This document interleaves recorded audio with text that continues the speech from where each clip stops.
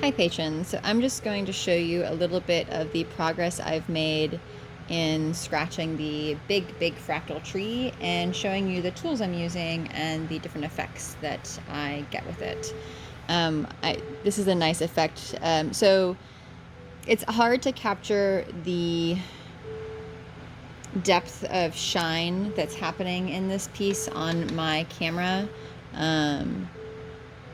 I just can't do it without using it in person. But there's a lot of depth happening here. There's like higher points in this area. And based on the way that you look at it, the angle that you look at the piece, it shines from different directions. And it is fun actually to put it in shadow. You can see it kind of shines. It's almost like it emits its own light in the shadow.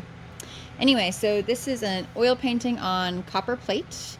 And I am scratching it with some fractal equations. I'm using these two tools.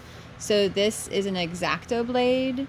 The handle, I got this set up at Blick.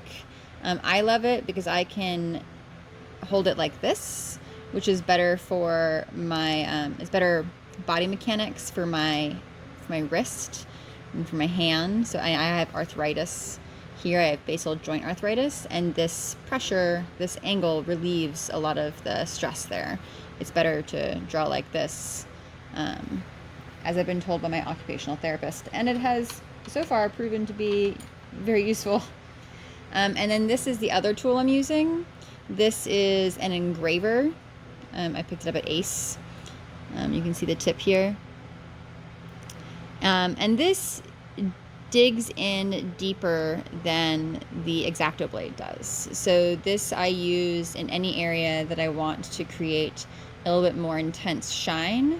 And so the light is going to catch stronger because it's a deeper engraving. And so I can show you here some examples what that looks like. And you'll notice that you can probably see that I use more or less pressure based on the tool that I'm using.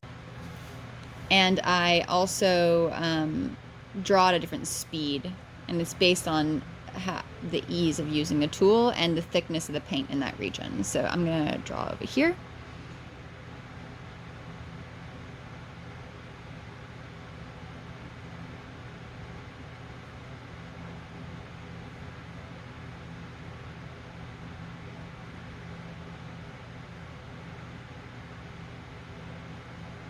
So I don't know if you can tell, but this is pretty effortless.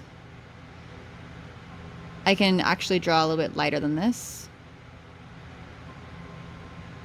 I'm just barely touching the board now. Just barely scratching. And that's great if I want areas where I have dimension, but still a lot of shadow. Right, so I want to bring in some detail,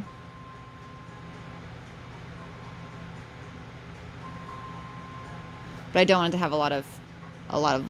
So in areas where I want it to have a deeper, brighter shine, I'm going to use my engraver tool, and this branch here is a nice place for that.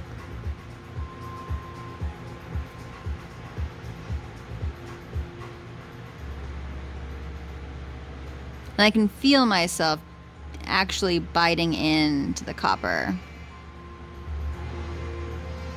which is of course why I'm drawing slower, because I have more resistance.